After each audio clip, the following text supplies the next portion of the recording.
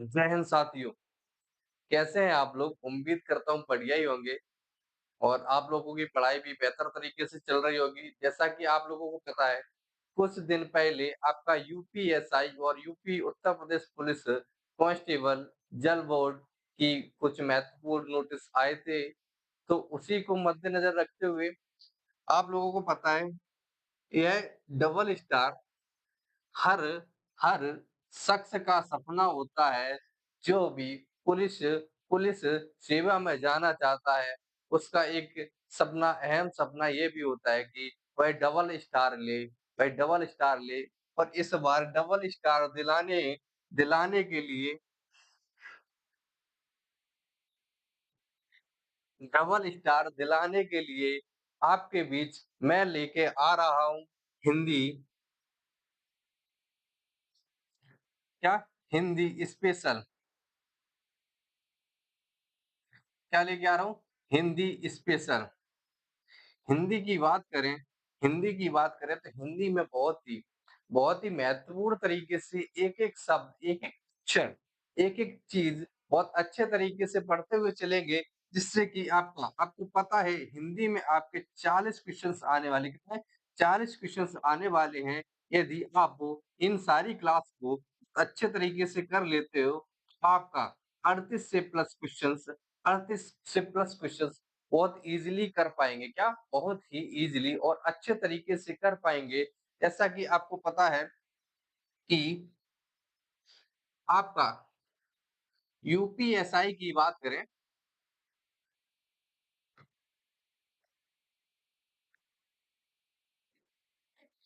UPSI की बात करें तो यूपीएसआई में कुल कुल कितने क्वेश्चन्स आते हैं? तो कुल क्वेश्चन्स आते हैं आपके 160। कितने क्वेश्चन्स आते हैं?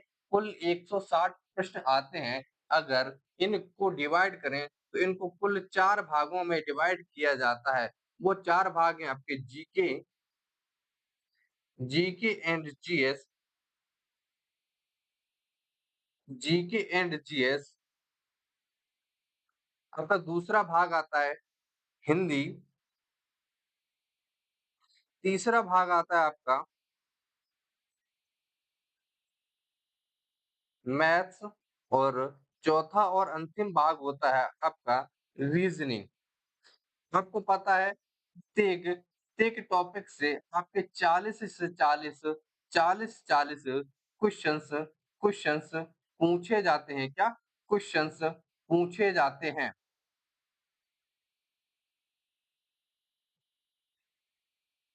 अगर बात करें इन 160 क्वेश्चन्स का पूर्णांक कितना होता है, यानी कि कुल कितने मार्क्स होते हैं, तो आपको पता होगा ये कुल 400 मार्क्स का पेपर होता है और प्रत्येक क्वेश्चन्स आपका 2.5 5 अंक का प्रत्येक क्वेश्चन्स होता है क्या? 2.5 अंक का प्रत्येक क्वेश्चन्स होता है। तो हम 2 चीज़ों पर चर्चा करेंगे। सबसे पहले आपके 40 क्वेश्चन्स ये होते हैं हिंदी के, उसके बाद में अगर हम बात करें जीके एंड जीएस की, जीएस एंड जीके की, इसमें सबसे महत्वपूर्ण आपका टॉपिक बनते हैं, वो बनते हैं 2 टॉपिक। कौन-सा? राज्य व्यवस्था या फिर बोला जाए पॉलिटी। क्या? P polity.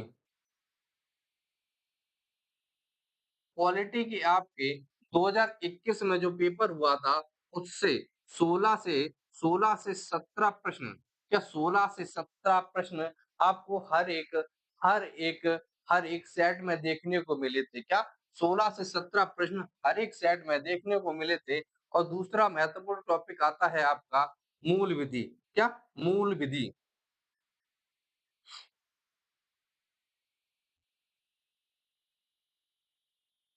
मूल विधि से भी आपके आपके 8 से 9 क्वेश्चंस देखने को मिले थे।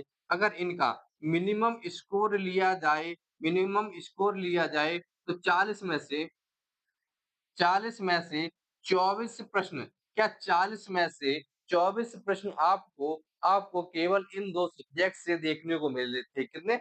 40 में से 40 में से 24 इन 2 सब्जेक्ट से देखने को मिले थे। बाद बाकी के बचे आपके 16 प्रश्न।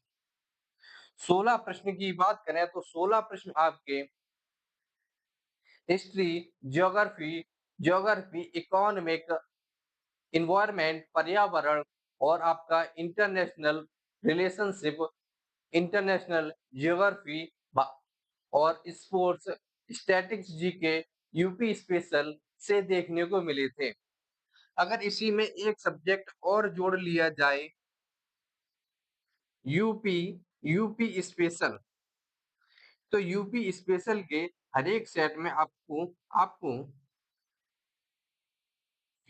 4 क्वेश्चन्स देखने को मिले थे। 4 से 5 क्वेश्चन्स आपको देखने को मिले थे। यानी कि कुल यहाँ पर अगर ये भी जोड़ दिया जाए तो आपके 28 क्वेश्चन्स केवल इन 3 टॉपिकों से बने थे। क्या? केवल इन 3 टॉपिकों से बने थे। तो हमें जीएस में जो सबसे ज़्यादा फोकसली पढ़ना है, वो केवल ये 3 टॉपिक पढ़ने हैं। क्या?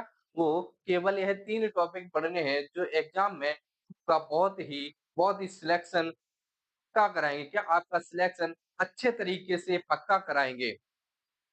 अब बात करते हैं अगले टॉपिक आपका यानी कि हिंदी की।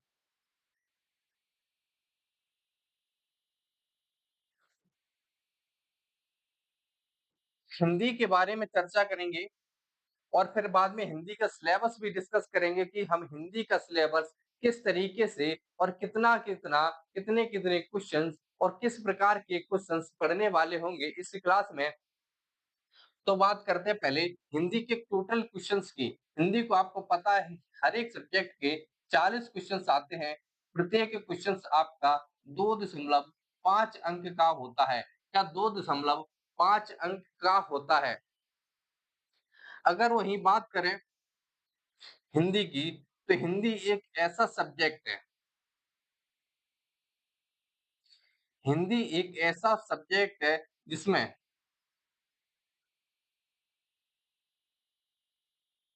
जिसमें आप टाइम बचा सकते हैं।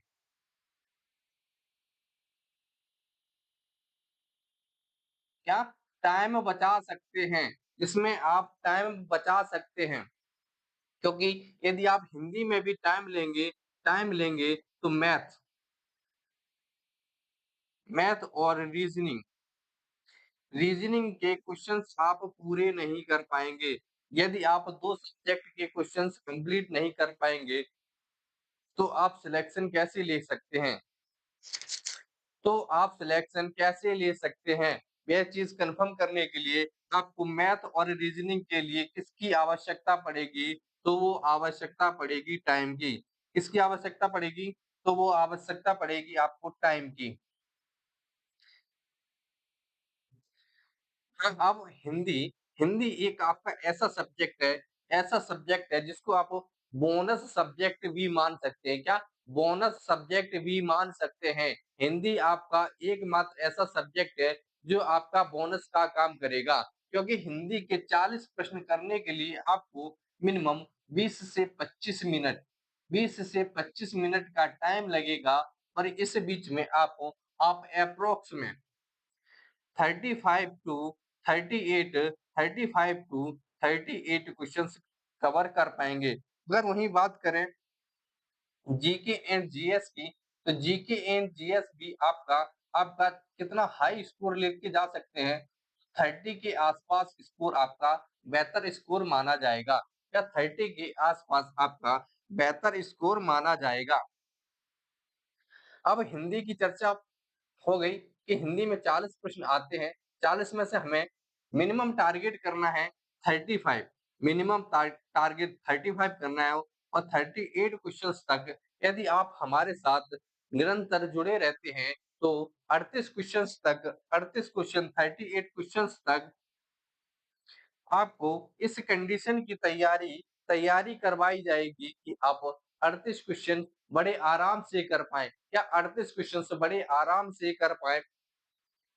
उसके बाद आता है आपका मैथ। अगर मैथ्स की बात करें, तो मैथ्स के कुछ महत्वपूर्ण टॉपिक्स हैं, उनकी भी चर्चा करेंगे।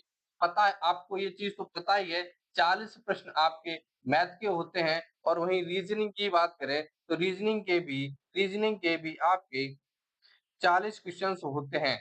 मैथ मैथ की क्लास तो हम कंटिन्यू नहीं कर पाएँगे, लेकिन शॉर्ट्स के फॉर्म में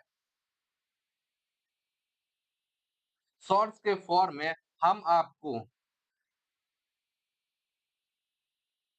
इम्पोर्टेंट इम्पोर्टेंट क्वेश्चंस क्वेश्चन समझो या फिर समझो कि जो जो आपकी थ्योरीज़ हैं या फिर समझो शॉर्ट ट्रिक्स हैं या फिर मानो कि किसी भी किसी भी टॉपिक का निचोड़ किसी भी टॉपिक का निचोड़ हम शॉर्ट्स फॉर्म में करवा सकते हैं क्या? शॉर्ट्स फॉर्म में करवाएँगे, वहीं सेम कंडीशन आपकी रीज़निंग के साथ भी रहेगी।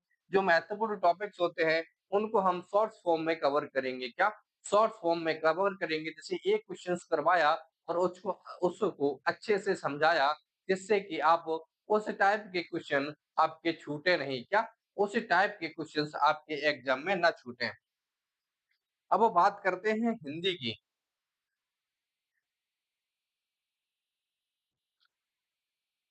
हिंदी की, तो हिंदी हम किस प्रकार से पढ़ेंगे?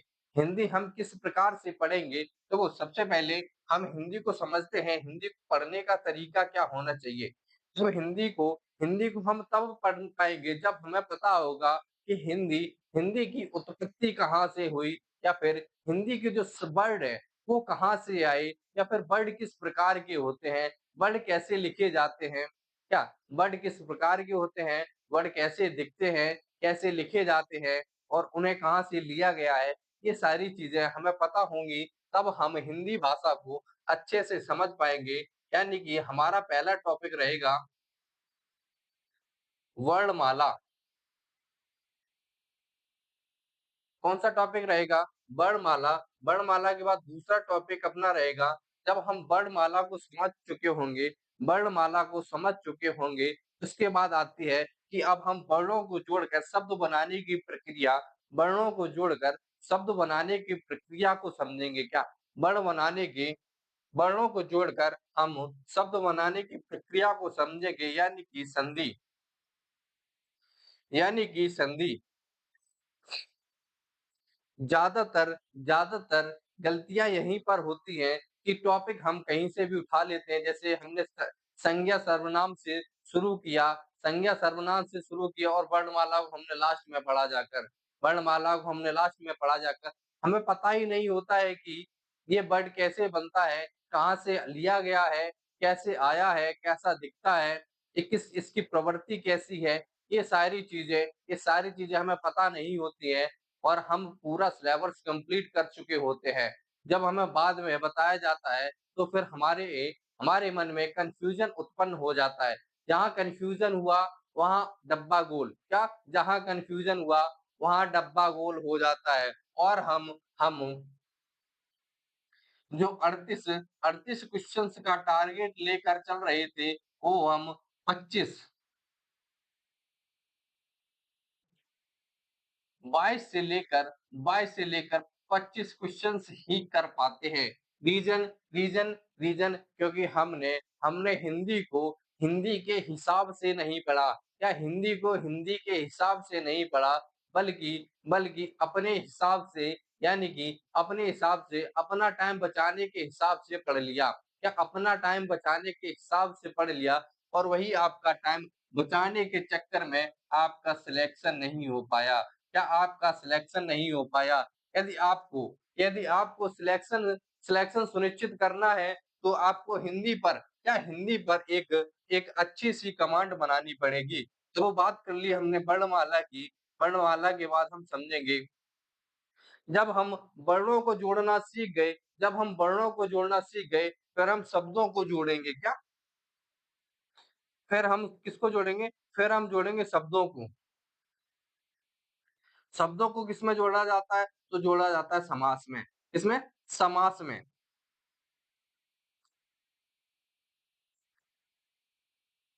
ठीक है? ये चीज़ क्लियर हुई। हाँ, वर्णमाला में एक टॉपिक और आता है आपका, वो क्या होता है? वो होते हैं चिन्ह। यही भी वर्णमाला का ही टॉपिक यही यही भी वर्णमाला का ही टॉपिक है। वर्णमाला वर्णमाला के बाद समास समास पढ़ने से पहले हमें कारक कारक चिन्हों का पता होना चाहिए। क्या? कारक चिन्हों का पता होना चाहिए। समास पढ़ने से पहले हमें कारक चिन्हों का पता होना चाहिए। जब तक हमें कारक चिन्ह सही से नहीं होंगे, तब तक हम सही से समास नहीं पढ़ पाएँगे। जैसे कि यदि जब तक हम वर्णमाला नहीं पढ़ेंगे, तब तक संधि नहीं समझ पाएँगे। जब हम जब हम बड़ बड़ बनाना सीख गए, बड़ों के बाद फिर बड़ों को जोड़कर संधि बनाना सीख गए, संधि संधि को फिर शब्दों को जोड़कर हम समास बनाना सीख गए, समास बनाना सीख गए, उसके बाद आता है आपका बहुत ही महत्वपूर्ण टॉपिक, वो क्या है? शब्द, शब्दावली। जब ये चीज़ें हमने सीख ली, तब हमें हमें हमारे पास एक शब्दावली होनी चाहिए। क्या? एक शब्दावली होनी चाहिए कि हम समझ पाएँ कि पवन माने क्या होता है? पवन माने क्या होता है? अनल माने क्या होता है? अली माने क्या होता है? तो जब तक हमें इन शब्दों के अर्थ नहीं पता होंगे, शब्दों का मीनिंग नहीं पता होगा, तब तक हम हिंदी कैसे समझ पाएँगे? तब तक हम हिंदी कैसे समझ पाएँगे? फिर हम इन्हीं के बाद पढ़ेंगे अपने शब्द। यानी कि शब्दों में क्या आता है आपका? तत्सम शब्द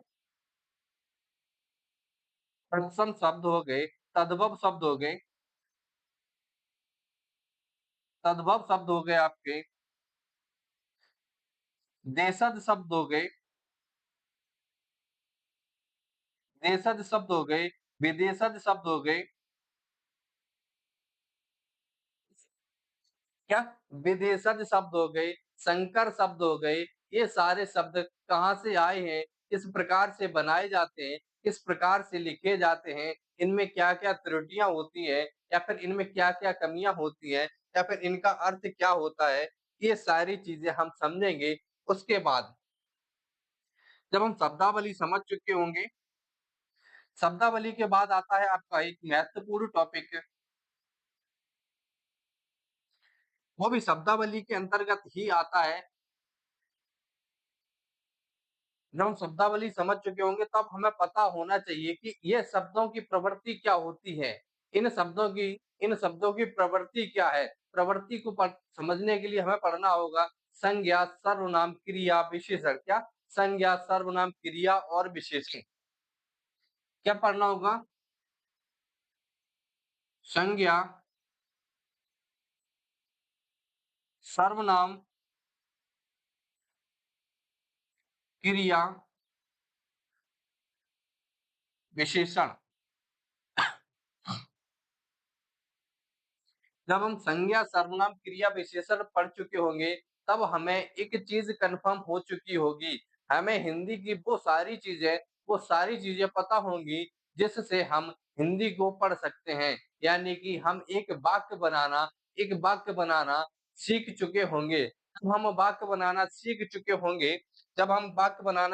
चुके होंगे, फिर हम पढ़ेंगे लौटकर फिर शब्दावली पर आएँगे, क्या?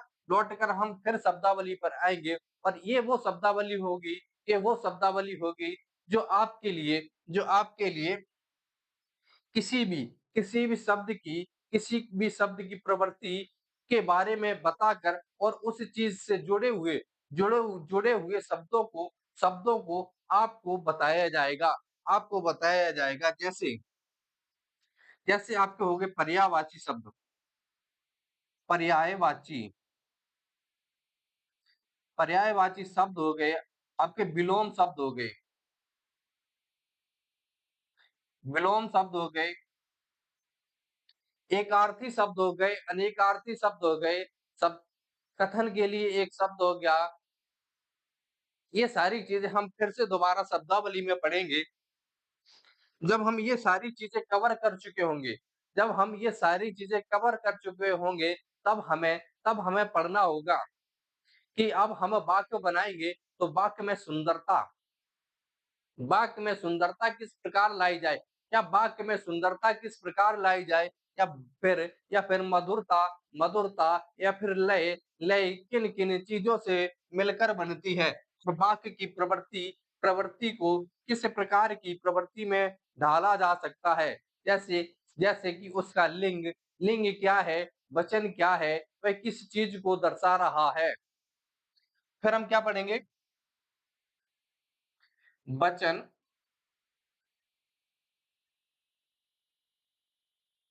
लिंग क्या? वचन और लिंग पढ़ेंगे, फिर उसके बाद जब हम इनकी प्रवृत्तियों को समझ चुके होंगे कि ये किस वचन के हैं, किस प्रकार का इनका व्यवहार है, फिर हम इसके आगे बढ़ेंगे फिर हम पढ़ेंगे रस, छंद, अलंकार। क्या? रस, छंद और अलंकार। क्या? रस, छंद और अलंकार। आपको पता है यह चीज़ जब हम रस, छंद, अलंकार कवर कर चुके होंगे, तब हमारे पास बची होंगी बचे होंगे क्या? कुछ महत्वपूर्ण टॉपिक जिनसे डायरेक्टली प्रश्न बनते हैं। अब यहाँ तक आते-आते हम हिंदी को बोलना, लिखना, पढ़ना अच्छे से समझ चुके होंगे क्या? हिंदी को बोलना, लिखना, पढ़ना, समझना अच्छे से समझ चुके होंगे। अब हमें क्या बनाना है? अब हम चलते हैं गद्यांश की ओर। क्या? अब हम चलते हैं गद्यांश और पद्यांश की ओर। जब हम गद्यांश और पद्यांश कर चुके होंगे, फिर आता है आपका साहित्य। जब हम गद्यांश जब ये सारी चीज़ें हमने शुरुआत कहाँ से की थी?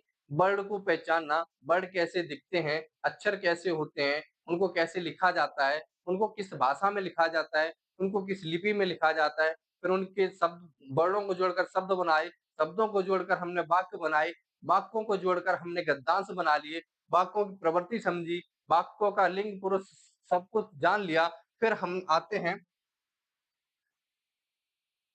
साहित्य पर। क्या? फिर हमने गद्यांश लिखना सीखा। गद्यांश लिखने के बाद अब हमने कविताएँ तो लिख ली, अब हमें उसके लिए साहित्य चाहिए। उसको उसके लिए साहित्य चाहिए, तो फिर हमने किसको जोड़ा? साहित्य को जोड़ा। जब हमारा साहित्य खत्म हो गया, तब कुछ महत्वपूर्ण रचनाएँ आईं। जब हमने साहित्य लिखा तो कुछ ना कुछ तो लिखा होगा, तो जो रचनाएँ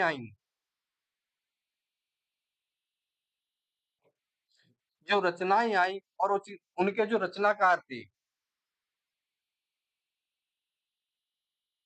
उनके जो रचनाकार थे, उनके बारे में समझेंगे यानी कि लेखक या फिर उनसे संबंधित महत्वपूर्ण पुस्तकें जो एग्ज़ाम में पूछी जाती हैं क्या? जो एग्ज़ाम में आपको पूछी जाती हैं या फिर देखने को मिलती हैं।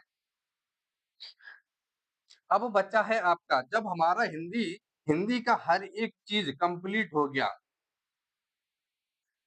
हिंदी हिंदी को हमें लिखना, पढ़ना, बोलना, समझना आ गया, फिर हम चलते हैं कि अब हिंदी की भारत में स्थिति क्या है?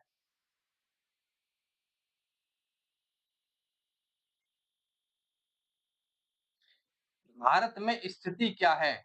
यानी कि हिंदी भारत में स्थिति भारत में स्थिति क्या है? यानी कि भारत में हिंदी भाषा को किस प्रकार का दर्जा दिया गया है या फिर किस प्रकार की भाषा है या फिर किस प्रकार से इसको हम भारत में जानते हैं या फिर इस हिंदी को संविधान में किस प्रकार की अनुवृत्ति रखी गई है, किस प्रकार से समझाया गया है, किस प्रकार से लोगों को हिंदी के बारे में जागरूकता जागरूकता बढ़ाने के लिए कौन-कौन से निदेशालय बनाए गए हैं या फिर हिंदी को विश्व स्तर पर फैलाने के लिए कौन-कौन से विश्व स्तर के सम्मेलन हुए हैं। तो ये सारी चीज़ें हम बिल्कुल अंतिम समय में जब हमें हिंदी बहुत अच्छे तरीके से आ चुकी होगी, तब हम इन चीज़ों को पढ़कर हिंदी का सिलेबस कंप्लीट करेंगे। जब तक आप इन सब चीज़ों को कंप्लीट कर चुके होंगे और एक बार रिवीजन करने के बाद आपका स्कोर 35 से 38 के एप्रॉक्स में होगा। इतना सिलेबस कंप्लीट करने के बाद आपका स्कोर 35 से लेकर 38 के एप्रॉक्स में होगा। अब ये सारी चीज़ें तो थी थ्योरी की। अब हमें हिंदी हिंदी हिंदी के लिए और क्या और क्या महत्वपूर्ण काम किए जा सकते हैं? तो सबसे पहला क्वेश्चन आता है पीवाईक्यू। क्या हमें पीवाईक्यू की प्रैक्टिस करनी होगी? तो इसका जवाब होगा आपका यस, यानी कि हाँ। क्या? यानी कि हाँ, आपको पीवाईक्यू की प्रैक्टिस करनी होगी।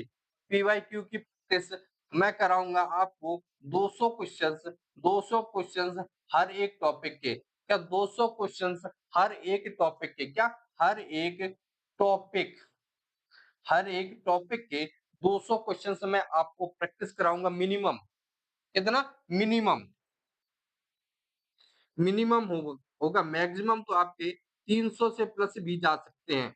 जैसे डिपेंड करता है, यदि टॉपिक आपका सरल है और उससे संबंधित प्रश्न कम एग्ज़ाम में पूछे जाते हैं, तो आपके 200 के एप्रॉक्स में होंगे और कोई टॉपिक बड़ा है और उससे संबंधित प्रश्न एग्ज़ाम में बहुत पूछे जाते हैं, या उससे संबंधित प्रश्न एग्ज़ाम में बहुत पूछे जाते हैं, तो उसके आपके 300 से प्लस भी क्वेश्चन्स हो जाएँगे, या 300 से प्लस भी क्वेश्चन्स आपको देखने को मिलेंगे। ठीक है? तो ये तो था आपका आपका हिंदी का हिंदी का सिलेबस। अब बात करते हैं महत्वपूर्ण टॉपिक पॉलिटी की।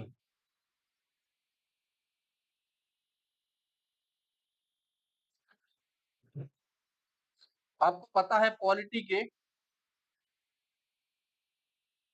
16 से 18 प्रश्न 16 से 18 प्रश्न आपको 2021 के प्रैक्टिस सेट में देखने को मिलेंगे। और अगर बात करें इनकी, तो इसकी भी 1 बाय 1, यानी कि एक-एक आर्टिकल एक-एक आर्टिकल हम बड़े अच्छे से, क्या बहुत ही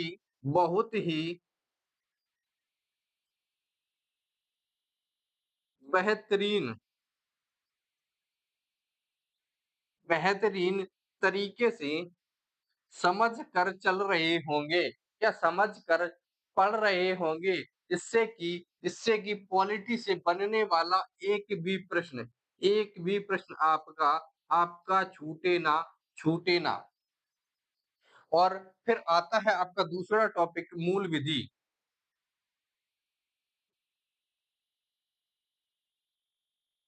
दूसरा टॉपिक आता है मूल विधि की, यानी कि बीएनएस, भारतीय न्याय संहिता।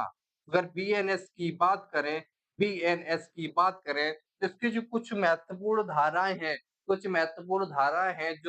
जो सीधे एग्ज़ाम में पूछी जाती हैं, हम उनको उनको भी एक-एक करके अच्छे से समझने का प्रयास करेंगे। यदि यदि आप लोग हमारे साथ निरंतर बने रहते हैं, तो आपका सिलेक्शन एक सुनिश्चित दिशा की ओर बढ़ेगा, एक सुनिश्चित दिशा की ओर बढ़ेगा। ठीक है? मिलते हैं आपको हिंदी की क्लास में। शुरुआती दौर पर जो भी हिंदी की पहले क्लासें हुई हैं, हम उनको उनको अब यहीं स्थगित करते हैं और अब एक नए स्तर से अब अच्छे से एक-एक चीज़, एक-एक शब्द को नए स्तर से शुरू करेंगे। हाँ, और दूसरी चीज़, क्लास जो आपकी क्लास ड्यूरेशन होगी, वो आपकी वो आपकी 15 से 20 मिनट होगी, मैक्सिमम। मैक्सिमम 15 से 20 मिनट का क्लास ड्यूरेशन रहेगा। रीज़न रीज़न कि जब ज़्यादा लंबी क्लास होती है, तो हम बोरियत फ़ील करने लगते हैं। बोरियत फ़ील करने लगते हैं और हमारा मन भटक जाता है। हमारा मन भटक जाता है, इससे क्या होता है इससे क्या होता है, हमारा जो भी पड़ा हुआ होता है, हम उसको भी गँवा बैठते हैं क्या? हम उसको भी गँवा बैठते हैं। तो 15 से 20 मिनट की क्लास होगी, हर एक टॉपिक आपका 2 से 3 क्लासों में खत्म होगा, छोटी-छोटी क्लासें होंगी, आप आते-जाते, चलते-फिरते, उठते-बैठते कहीं पे भी उन क्लास को आराम से कर सकते हैं, ठीक है? ये तो था आपका यूपीएसआई का सिलेबस। अगर